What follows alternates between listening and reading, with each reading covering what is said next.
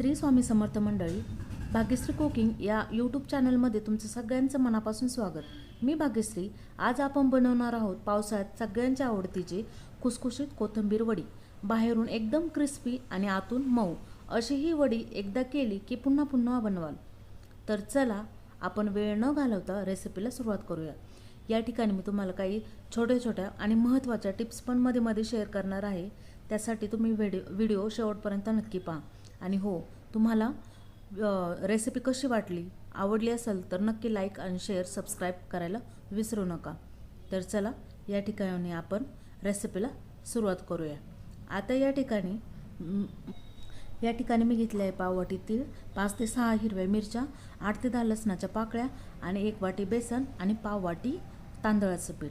आणि या ठिकाणी मी हिरवीगार कोथिंबीर स्वच्छ धुवून चिरून घेतलेली आहे. तर आपण एका मिक्सर जारमध्ये 5 ते 6 लसूण पाकळ्या, 5 ते 6 हिरव्या मिरच्या आणि जिरे याची पेस्ट करून घेणार आहोत.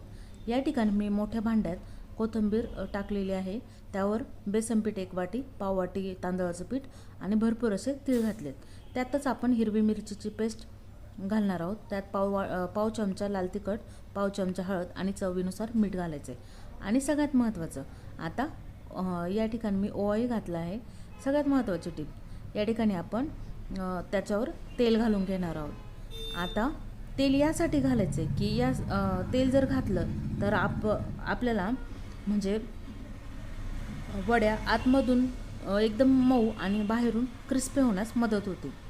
आणि हो, वडी छान मोकळी आणि खुसखुशीत पण होते. आता हे सगळं हाताने एकजीव करून घ्यायचे.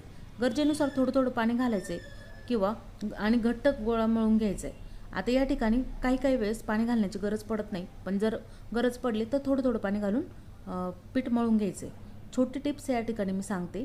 पाणी एकदम घालायचं नाही, थोडं थोडं घातलं की मिश्रण अगदी योग्य तयार होतं. आता एका ताटाला थोडंसं तेल लावून हे मिश्रण त्यात एकसारखं पसरून घ्यायचं आहे. आणि हे मिश्रण आता 20 ते 25 मिनटं वाफवून द्यायचे. आता वाफवून झाल्यानंतर हे पूर्ण गार होऊ द्यायचे. सगळ्यात महत्त्वाची आणि दुसरी स्टेप, गरम असतानाच वड्या कापायच्या नाही. गार झाल्यावर कापल्यास त्या तुटत नाही आणि आकारही खूप छान येतो.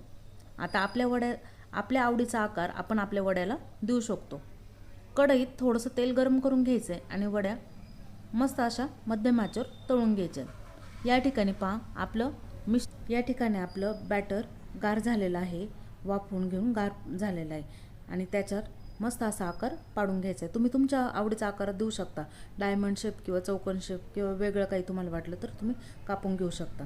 आता सगळ्यात महत्त्वाची आणि दुसरी स्टेप, गॅस मोठा ठेवायचा नाही. मध्यम आचेवर भाजल्यास वडी बाहेरून खुसखुशीत आणि आतून मऊ होते. आणि या ठिकाणी बघा किती छान आपल्या वड्या तळून होत आहेत आणि एकदम मऊ क्रिस्पी व्हायला मदत होते मध्यम गॅस ठेवल्यानंतर. तर या ठिकाणी आपल्या वड्या तळून तयार आहेत. वा, बघा किती सुंदर सोनेरी रंग आला आहे. बाहेरून एकदम खुसखुशीत आणि आतून एकदम मऊ अशी आपली कोथिंबीर वडी या ठिकाणी तयार आहे. ही गरम कोथिंबीर वडी टॉमॅटो सॉस किंवा हिरव्या चटणीसोबत खूपच छान लागते. पावसाळ्यात गरम चहा बरोबर तर याची मजाच काही वेगळी असते. तुम्ही ही रेसिपी नक्की करून बघा आणि कशी झाली ते मला कमेंटमध्ये नक्की कळवा. व्हिडिओ आवडला असेल तर लाईक करा आणि चॅनलला नक्की सबस्क्राईब करा. थँक्यू.